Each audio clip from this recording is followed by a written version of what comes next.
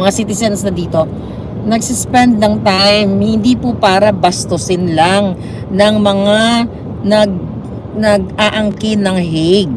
Okay? Hindi para bastusin lang ng mga siraulo. Okay? Yun na siguro sabihin natin kasi para may mga saltik. Okay? Huwag natin pangalanan kasi mga hindi naman nila deserve pangalanan. So may nag-email sa akin sino yung nag-email sa akin? Mamaya i-share natin. Si ate, basta ang dami nag-email sa akin na, Miss Maharlika, alam nyo, pumunta po kami ng The Hague. Nagtanong lang po ako kung pwede ako mag-donate ng kutsinta, ng mga kakanin.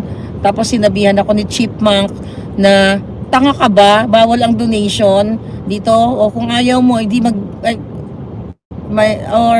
basta may mga ganon, bawal daw magbitbit ng ganon-ganon. Pero kung gusto mong bitbit ng kakanin, hindi magbitbit ka. So may mga ganon palang behind store. Ano yun email yun. I will share it to you. So I'm not supposed to say kung sino itong mga taong to. Pero kayo, hindi nyo pag-aari ang Hague. Okay?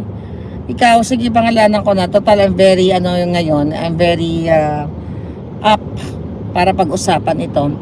So ikaw, Chipmunk, okay? Sabi kasi sino magtawag sa kanya, si Chipmunk, huwag kang umarte na pag-aari nyo yung Netherlands. Okay? Anyway, hindi ka pa naman citizen, di ba? Estudyante ka lang dito. Hindi ko naman minamaliit. Huwag nyo aangkinin ang bansang hindi inyo. Okay? Okay. Para klaro na to, last ko na magsasalita about dito. Kasi, Chipanga. Ang laban na ito, Team Alpot versus Family. Dapat ito yung title Team Alpot versus Family. You know what I mean? Kasi mga kababayan, inaatake nila si Spoke Sari Roque. Okay? Dahil dito sa kanilang na-expose kasi yung kanilang kabaliwan, okay? Yung kanilang kasamaang pag-uugali sa pagkakat sa amin. Ikaw, Chipmunk, huwag ka magpanggap na ikaw ay para sa bayan o para sa Duterte. Dong, Mr. Chipmunk, okay? Kumain ka, marami ka pang sakong asin dapat kasi mapait asin ay maalat ka ang kakainin mo para mapantayan mo ang nakikipaglaban sa bayan. Huwag kang mang-uokray, 'di ba? Hindi na dapat kita papatulan, pero I think dapat na malaman ng taong bayan na mga sumusuporta kay Pangulong Duterte at mga binastos nyo dito sa Europa. Ito yung tinirhan namin at marami pa ako nare-receive na email. Wala kayong galang sa mga nakakatanda sa inyo. Akala nyo kung sino kayo dahil nabigyan kayo ng chance na maraming followers and everything. Dahil kay PRRD, hindi kayo naghirap. Okay? Wala kayong pinaghirapan. Tandaan nyo yan. Na dahil kayo ay nauna dito sa The Hague. It just so happened na dito kayo nakatira. Sorry nagising ko kayo, folks. Okay. Anyway, nakakagigil kasi yung inyong mga eksena. Giniloloko nyo yung tao. Okay, para sa kaalaman ng lahat, Chipmunk, aminin mo kung sino ang may utos sa'yo. Ganito po kasi mga kababayan ang katotohanan dyan. May mga nagsisend kasi sa akin ng mga clips. Actually, wala akong time panoorin. At yung mga mahabang litanya. Pero may gusto lang akong liwanagin. Okay, ito po ang totoong storya. So, nung dumating ako sa The Hague, the next day, ay pumunta yan si Chipmunk sa bahay ni Spokes. Kasi si Spoke Sari Roque kasi na-advisean ko nga, nainis nga ako dahil sobrang bait siya sa mga tao, sa mga kababayan, very open, lahat ini-entertain niya. Kami na nga nagsasabi, Spokes, dapat hindi ka nag-entertain ng mga tao dito basta-basta sa bahay mo. Kasi hindi natin alam, gusto kang gurgurin ng mga bangag, 'di ba? Gusto kang dukutin. Pumunta ako dito to show support sa mga Duterte at kay Spoke Sari Roque dahil nakita ko itong taong ito na kinakantin ninyo na hindi niya deserve yung ginagawa ninyong pambababoy, pangbabastos. Sabi ko kay Spokes, spokesperson ka ni PRRD. Former congressman ka. Matalino kang abogado, hindi ka dapat tawag dito, papaapekto, or hindi naman siya naapektuhan actually, nagpapatol dito sa mga newbie na akala mo pag-aari nila ang dahig. Kayo, mga jutang genimes kayo, okay? Ang jutang genimes na word deserve ninyo. Yan po si Alvin Chipmunk, niloloko kayo. Okay? Ito, umpisa natin na Alvin, pangalanan na kita. Second day ko sa dahig, pumunta ka sa bahay ni Spokes. Ano ang sabi mo? 'Di ba? Plastic ka. Okay? Sinungaling ka sa pinakasinungaling. Ang sabi mo, "Hi, Miss Marlica, magsasalita po ba kayo sa event?" Okay, nasa table po kami, nagkakape, kasama ko yung mga friends ko. Okay, nandun si Grace, I'm not sure, doon yung, I'm not sure kung nandoon siya, basta kami. Okay, hindi ko lang may mentionin, I'm not sure kasi kung nandoon siya or what. Dahil marami kasi labas-pasok sa bahay ni Spokes. Ang sabi mo sa akin, Chipmunk, okay, Miss Marlica, magsasalita ka ba? Ang sabi ko sa'yo, ako okay lang ako kahit magsalita ako o hindi. So nung sinabi niya yon sa akin, ang understanding ko is hindi ako included sa program. 'Di ba? Hindi ka naman tanga, no? Para hindi mo malaman. I'm not that stupid like you, mga chipmunks. Di sabi ko, dahil unang-una hindi ko to event. Hindi naman ako pumunta dito para magbida-bidahan. I'm here for the Dutertes, for the Filipino people, and for Attorney Harry Roque. Then, sabi niya, sige, ilagay na lang, sabi niya ganon. Ay, hindi, sabi niya pala, una po kayong magsasalita. Okay, may text siya sa akin. Teka, babasahin ko lang ha. Saan ba siya nag-text sa akin? Facebook ba? Kaya lang nakalagdayo sa sa YouTube. So, hindi ko mas makuha yung mensahe. Ang sabi mo sa akin, Chipmunk, sige, Miss Marlica, mauna kang magsalita. Nagluluto po si Spokes Harry Roque sa kitchen niya during that time na pumunta siya. Kasi si Spokes very busy. So, pinuntahan ko si Spokes. Sabi ko, Spokes, ikaw na unang magsalita sa program. Tapos sabi niya, ha, ikaw na. So parang, bakit sinabi ko kay Spokes na siya dapat ang unang magsalita? Ay, sorry, may na-miss akong point. Pasensya na, kulang ako sa tulog pala. Ito pala, babalikan ko yung sinabi niya na, Miss Marlica, ikaw ang unang magsasalta. Pero, sana po, bawal po yung bangag-bangag at atakihin si Amy Marcos. Yan ang sinabi mo. Jutang ginina ka. Okay? I-recap ko lang dahil baka may makalimutan akong information. Sabi niya, Miss Marlica, ikaw ang unang magsalita pero hindi pwedeng atakihin si Amy at hindi pwede yung bangag-bangag kasi birthday ni Inday Sara. Okay, fine. Hindi ako nag-react. Pero in my heart, sabi ko, may nagkukontrol, may kumukumpas. Pero never ever kung sinabi kay Spokes Harry Roque yung sinabi ni Chipmunk sa akin. Kasi hindi naman ako gumagawa ng eksena. Kaya nung nasa kitchen si Spokes, sabi ko, Spokes, ikaw na ang unang magsalita. Bakit ko sinasabi kay Spokes na siya ang unang magsalita?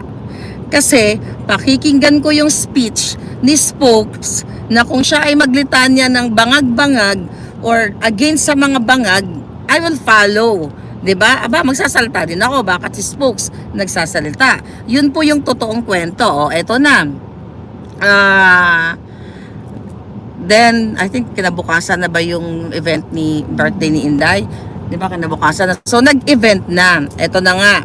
Nag-event na mga kababayan. So, may mga nagsalita bago sa akin kasi hindi kami on time dumating. Nung nagsalita na ako sa stage, okay? Kung pansinin ninyo, balikan nyo po ang speech ko, napakasimple. Greetings at pasasalamat sa taong bayan. Walang rant ng about bangag-bangag, about kay Amy Marcos, dahil nagpakita po tayo ng respeto sa birthday celebrant. At una, nagpakita tayo ng respeto sa mga organizers dahil hindi ko po event yon. So naintindihan ko, kailangan ko sumunod sa rules. Okay? So wala nang issue yun sa akin. Nagsalita na ako, pasalamat, hanggang sa si Spokes Harry Roque na ang nagsalita. Okay? Nung nagsalita, bago magsalita si Spokes Harry, sabi niya sa akin, halika Marlica, magbabangag-bangag tayo. Kakanta kami ng bangag-bangag. Ang sabi ko kay Spokes, ha? Kahit i-review niyo po yung video, ha? Sabi ko, wag na Spokes.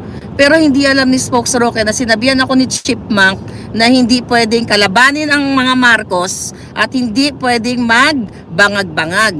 Ganun po ako magbigay ng respeto sa event na hindi ko event. Sabi nga ni Spokes sa akin, ha? Sabi niya parang nagtataka si Harry Roque, si Spokes Harry, bakit ayaw kong samahan siya sa stage para magbangag-bangag? O kumanta ng bangag-bangag, ngiwi-ngiwi. Hindi ka na, ngayon ka pa ba parang sabi nga ni Spokes, ano ka ba nilalagnat? Bakit ayaw mong sumayaw dun sa stage? So syempre, sinabayan ko si Spokes. Yun na nga po yun, mga kababayan, na nagbangag-bangag kami. Kita nyo, na witness nyo na itong mga jutang gini ng mga newbies na akala mo pag-aari ang dahig, sinupress na kami. Ganyan. So ngayon, pinaami ko nga itong mga, marami kasi, alam mo mga kababayan, isang upuan to dapat, pero ano kung magbablog pa about this, kaya ang ganda-ganda kasi ng view ng Zurich, ini-enjoy ko habang nagrarant ako. Okay, here's the thing. Nung nakita nyo na ito sa video, nakita nyo naman yun kung paano kami i-cut. So premeditated po ang pagpawigil sa amin. Kami lang, exclusive kami. Kaming dalawa lang talaga ni Spokes Harry. Bakit kamo? Si Kong Marcoleta nandoon, nagsalita din laban sa mga bangag. Although hindi ko napakinggan yung mga speech nilang lahat, I believe si Baste, lalo na si Baste, talagang inano niya yung mga Marcos. Ayaw niya na sa mga Marcos. 'Di ba? So, hindi ako makapag-react doon sa ibang mga nag-speech kasi hindi ko talaga narinig. Mga kababayan, yan po ang katotohanan. Okay? So, maraming mga volunteers na kinakausap namin dito na mga nagsusumbong sa amin. Ang dami, sobrang daming chika boom boom dahil sa mga taong ito na akala nila sila yung bukod dangi na gumawa ng mga effort para, magpakita ng support kay PRRD. Binastos nyo. Mga yawa mo. Ha? Tanan mo. Akala ninyo, kayo ang bida-bidahan dito. Alam ko kung sino ang inyong mga katsikahan. Alam ko kung sino ang nag-uutos sa inyo.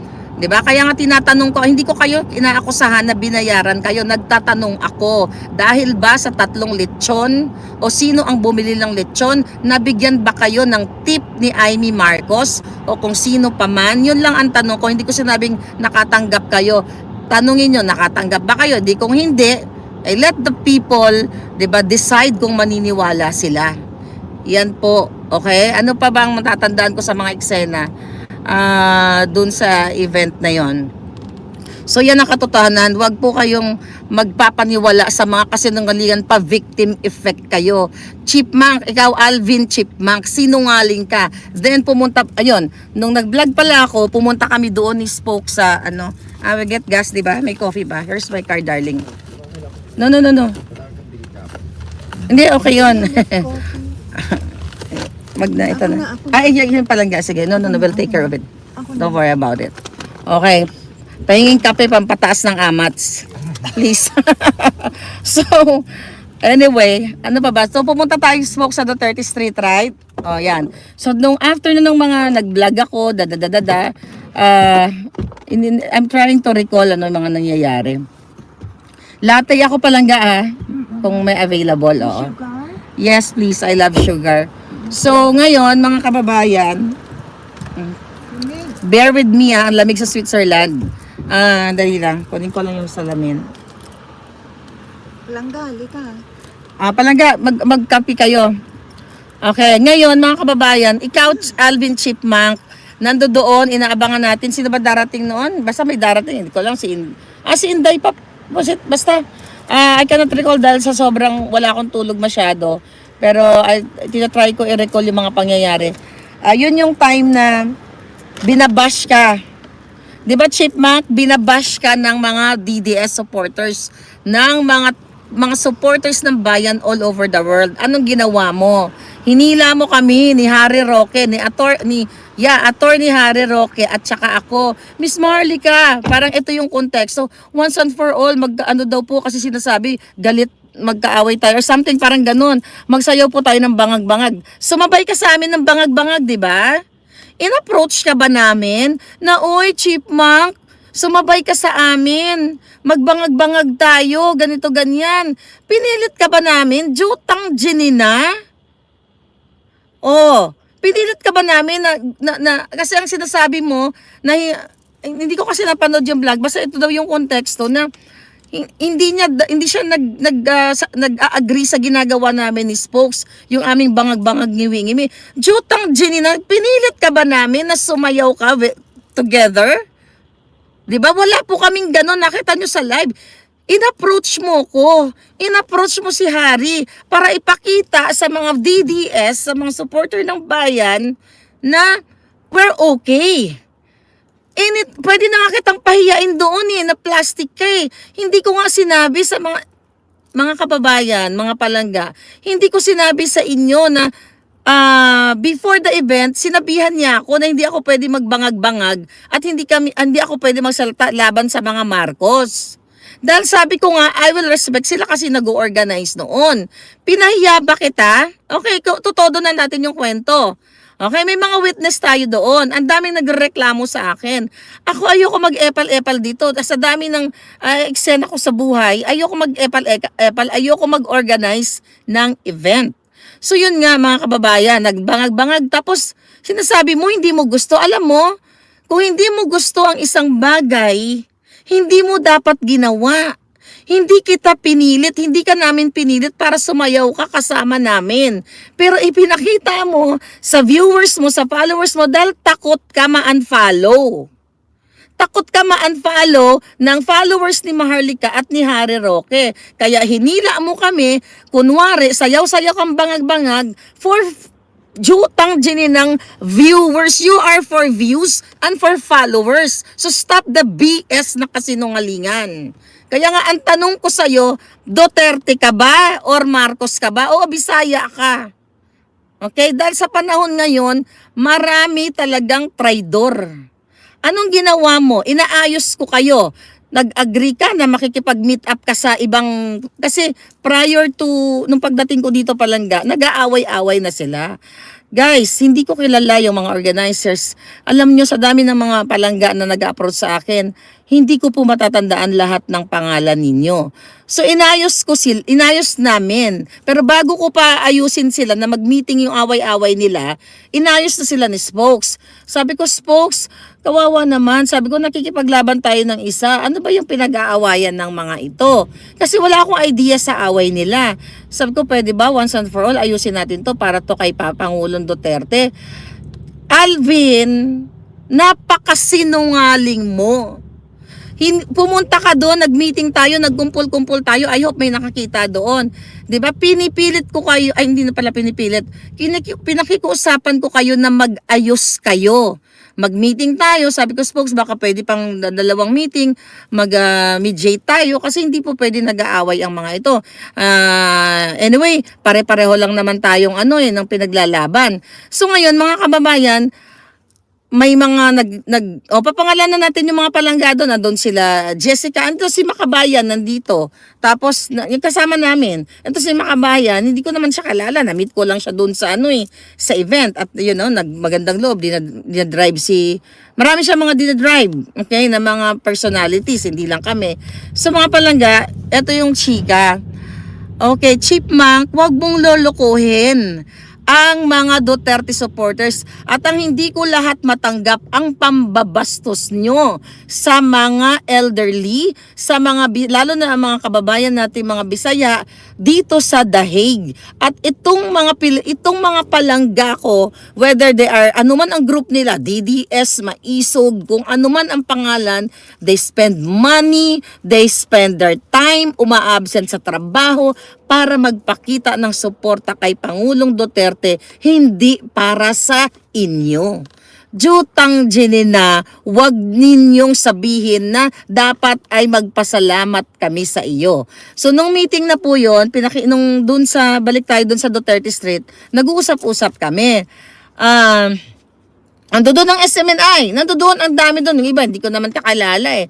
Sabi ko, ayusin na natin to. Sabi mo, Chipmunk, oo nga po eh. Sabi niya kasi yung ibang grupo, ganito. Sabi ko, wag nang ganun. Pag-usapan na natin. Alam ko naman, hindi naman tayo pwedeng hindi natin kailangan maging super friends o mag-BFF. Diba? Kailangan lang nating maging civil tayong lahat para sa kay Pangulong Duterte dahil nakakalungkot naman na nag-aaway-away kayo dito. Yan po yung ang aking suggestion.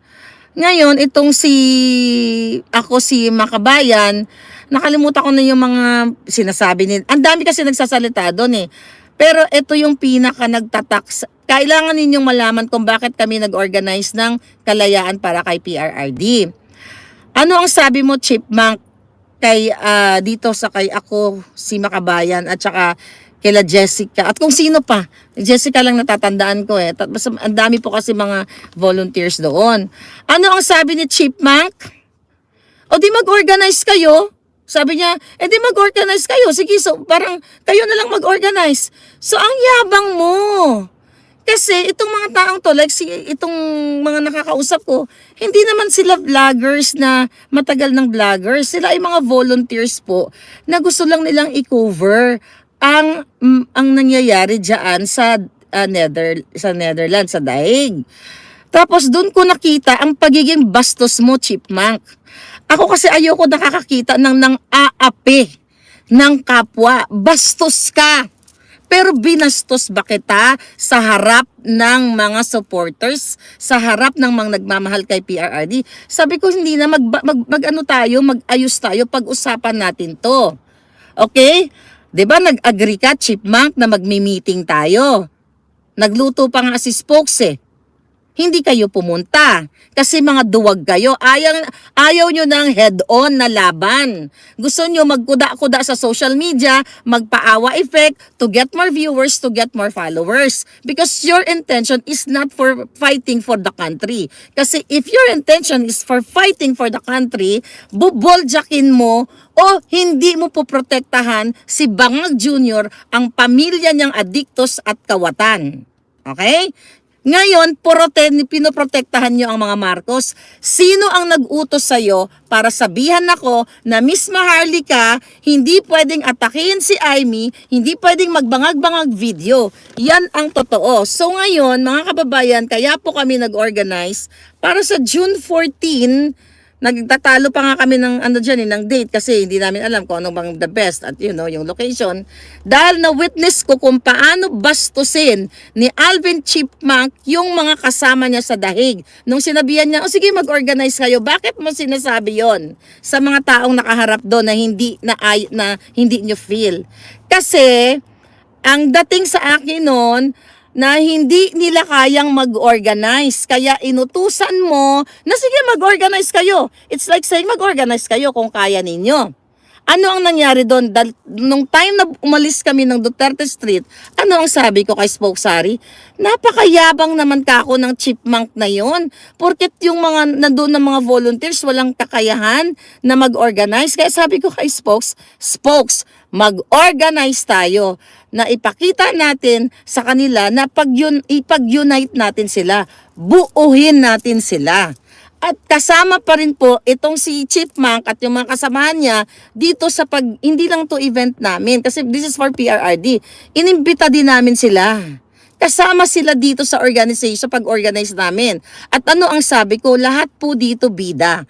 Bawat delegates, if you're from Paris, from Belgium, from Switzerland, lahat may representative. Kaya nga po open mic kami.